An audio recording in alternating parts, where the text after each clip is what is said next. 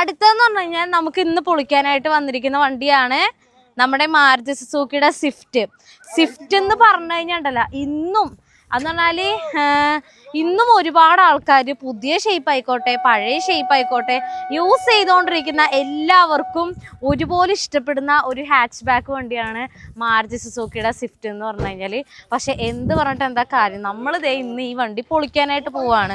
എനിക്ക് തോന്നുന്നു last time നമ്മളൊരു റെഡ് കളർ വണ്ടി നമ്മൾ പൊളിച്ചത് നമ്മുടെ സാഹസം മൂവിയിലെ വണ്ടിയാണ്. നമ്മൾ ലാസ്റ്റ് ടൈം ഒരു റെഡ് കളർ സ്വിഫ്റ്റ് നമ്മൾ പൊളിച്ചത്.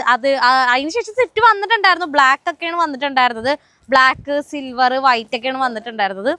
അപ്പോ എന്റെ മുപ്പൊടിയുണ്ട്. അപ്പോ ഇവര് ഞാൻ പറഞ്ഞായിരുന്നല്ലോ ഓരോന്ന് പൊതുക്കിക്കൊണ്ടിരിക്കുകയാണ്. ആരാണത്? ചന്ദൻ.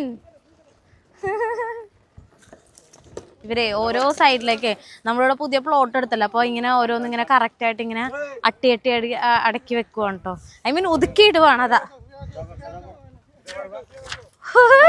Just miss. കാണിച്ചു തരാട്ടെ, ഇന്റീരിയർ ഒക്കെ കാണിച്ചു തരാവേ, ഒന്ന് വെയിറ്റ് ചെയ്യട്ടാ.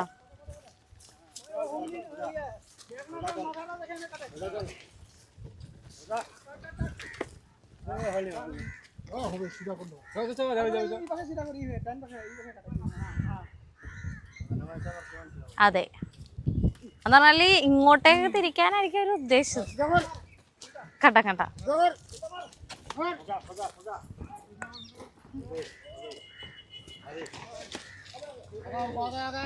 ഓക്കെ ഗൈസ്, അപ്പൊ നമുക്ക് ഇനി ഇതിന്റെ ഇന്റീരിയർ നമുക്ക് നോക്കാം. ഇന്റീരിയർ എങ്ങനെയുണ്ട്? സീറ്റ് ഒന്നും കുഴപ്പമില്ല കേട്ടോ, സീറ്റ് കുഴപ്പമില്ല.